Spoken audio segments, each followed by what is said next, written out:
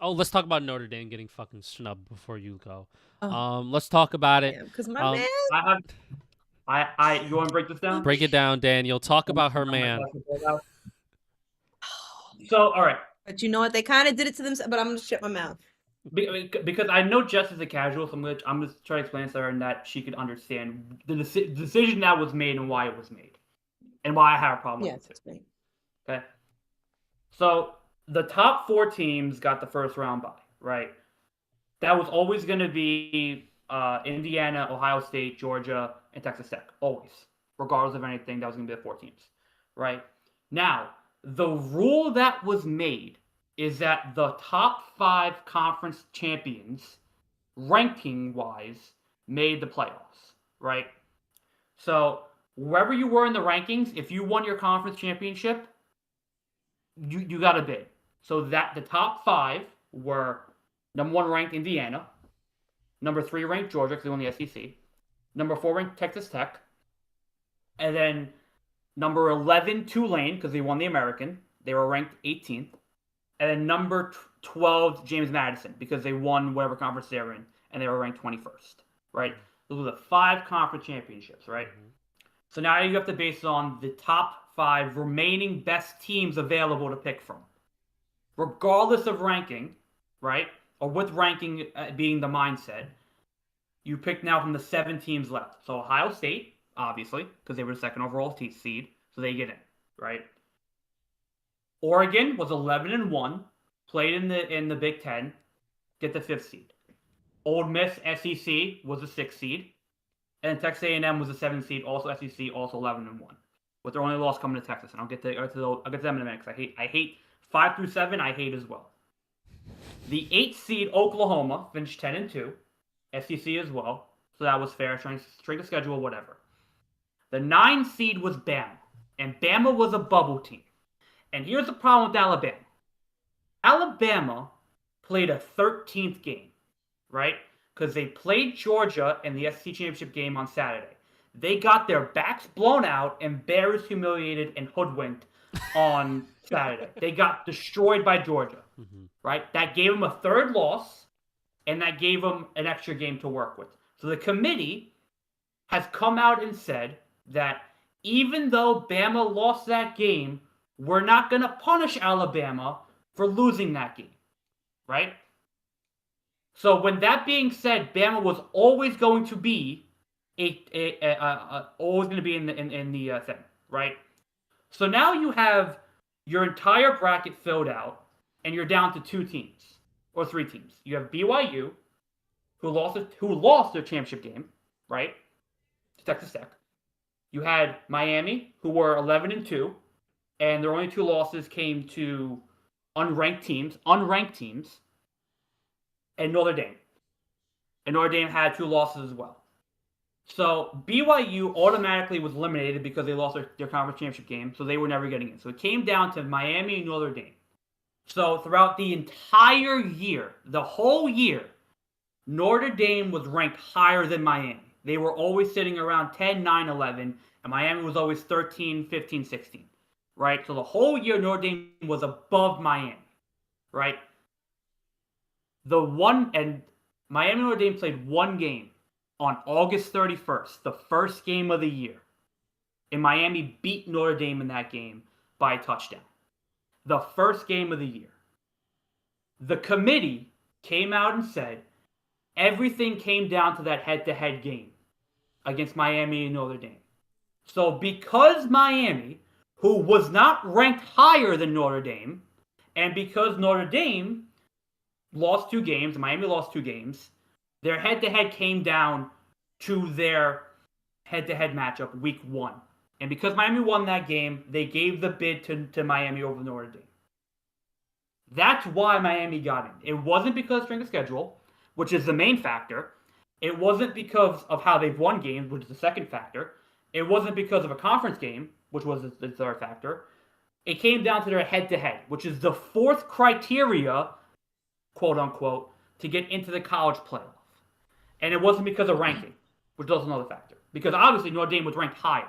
But on a weekend where Miami didn't play and Notre Dame didn't play, The two teams did not play on Saturday. And before everything happened, before Saturday's schedule came out and before the Saturday games happened, Notre Dame was above Miami in the ranking. Above them. So over a weekend where both teams didn't play, how does Miami jump Notre Dame in the ranking?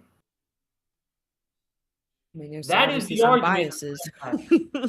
Right? Now, you come back to Alabama. Because Alabama played a 13th game.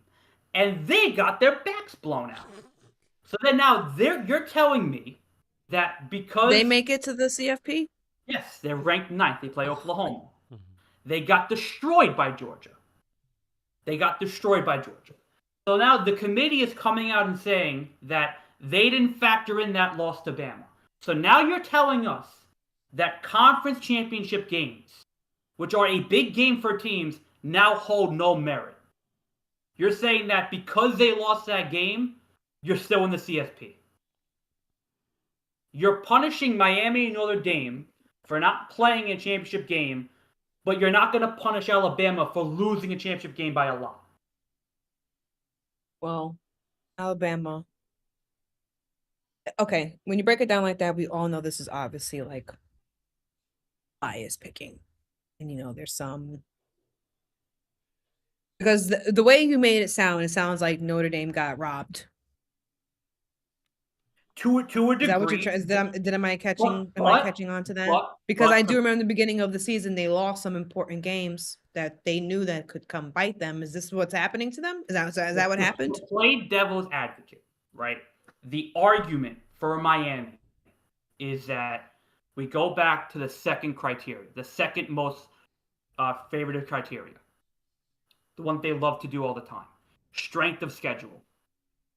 Miami had a stronger strength of schedule than Notre Dame because Notre Dame does not play in a conference. They play teams they usually always play. And a lot of teams that they played, were unranked. The two losses that Notre Dame had were to Texas A&M, which, finished 7th in our playoff team, and Miami, who are also a playoff team now, right? Notre Dame beat everybody else who was unranked and destroyed them all. Miami's two losses came to two unranked teams in the season.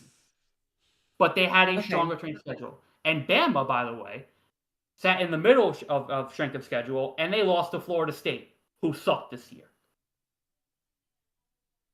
Well, I guess when you make it sound like that.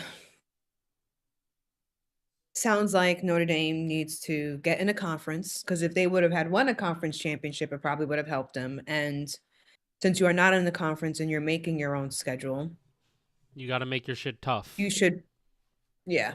So because surprising, I love my Marcus. He's top of my. That's my man. I feel like maybe they weren't wrong, because now that you've told me that side, it's like no. Even if Miami was lower ranked, they beat people who were ranked. But they had a stronger strength of schedule, and I think for college football, that's an important criteria. But the argument, right, is that they had Notre Dame ranked higher than Miami the entire year. But right. Yeah, but now that they were considering the playoffs, who did Miami play versus Notre Dame play? Right. But Miami that's a fact you can't deny. But Miami lost to two unranked teams. Notre Dame lost to two ranked teams. So they had the tougher losses on their schedule. They only lost to Miami by 3, and they got blown up by Texas A&M. The tougher losses, but the weaker wins. And it sounds like the CFP is basing on how strong your wins are, not just how bad your losses are. Well, Miami also played in a weaker conference, played in the ACC, which is notoriously not a big conference. But Notre Dame don't play in no conference. They don't. So they can't. So they can control who they actually play a lot more than what Miami can control. Right. But the argument for Notre Dame is that you're basing this off of a week 1 head-to-head, which was only decided by 3 points. Yeah, right? No, it does suck because overall you probably would say that Notre Dame probably is the better team, even if they're not ranked, even if they're beating people who are not ranked, and even if they're not in a conference. But it's like, it's 2025, maybe get with the program. Get your ass in a conference. Maybe you have to make a change. Maybe that's the message sent to them. Maybe that's why they didn't put them in. Maybe that is the message sent to them, because that would only make sense. But then now, at this point, what's the point of joining a conference if now you're telling me that conference championship games don't matter? If you're telling me that you could play in a conference championship game and lose it and still make the playoffs, what's the point of playing that game? What's it mean to be a conference I mean, champion? that's true, but considering the other points of the criteria, it sounds like conference champ. It's still, I don't know. I would say it can't hurt if you join a conference. Does it hurt if you join a conference? It depends on where you go, because now there are Georgia, Alabama, Oklahoma, Ole Miss, Texas A&M. Is that it? 5 SEC teams. You have 1 ACC team. You have 3 Big Ten teams. 1 American. James Madison. And I'm forgetting one. And Texas Tech, who play in the Pac-12, I think. It does suck that we I won't be think they play in the seeing Big 12. my guy. Big 12. Yeah. That No. part does blow. And, oh, don't forget Tulane as well. Yeah, they're the American. Tulane. Yeah, the Big 12. So you have 3 SEC, 3 Big Ten, and then 1 from each conference. So even if they were an ACC, which is notably a very important conference, only got only one representative in. If Notre Dame would have got in, ACC would have got nobody. So do conferences matter? Maybe. But if you're having 6 SEC teams in there, what's the point? If only a certain number are getting in. Because only Georgia, Alabama,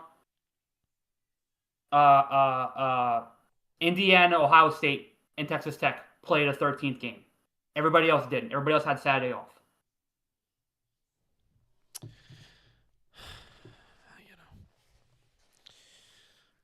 But this is the playoffs, and we're going to enjoy it because there are some good matchups here. There's a lot of fun going on. But no, it's sad that I won't be able to see my guy because last year I saw him at the Orange Bowl. He was so beautiful, and they played well. But yeah, it just sucks. I mean, I don't know. What do you do if you're Notre Dame? They pulled out the bowl game. Another team pulled out of a bowl game, which I wonder why is that the new trend. But I don't have time to stay to learn about that part. Players NIL injuries. God forbid a football player. God forbid a football player has motion. God forbid. I don't know. But we'll see what happens. I honestly believe Ohio State is going to win the Really? But I mean, they're going to take it home. Best again, yes. defense. They're going to do it again. Yeah. I know that they didn't play well recently, but if I do believe it's going to be them. If I may have a sleeper team. Texas A&M got robbed in the 7th spot. I like Texas A&M a lot. They should be the 5th team because they got robbed because of SEC rules and bullshit. But I like Texas A&M, and I really like Georgia. Georgia is really good this year. No, they are. Oh, I forgot about Georgia. But I still think Ohio's going to pull it off. They may. They lost to Indiana. I don't believe in Indiana. They did, but you don't believe in we the saw what number happened one to overall Indiana pick, last year when Fernando they got in the Mendoza? fucking You don't playoffs. believe in the future Jack quarterback, Fernando Mendoza? I like Fernando. I don't like the team he has. Hey, fair enough. You don't believe in the coach? Good coach though. Italian. Do you know that?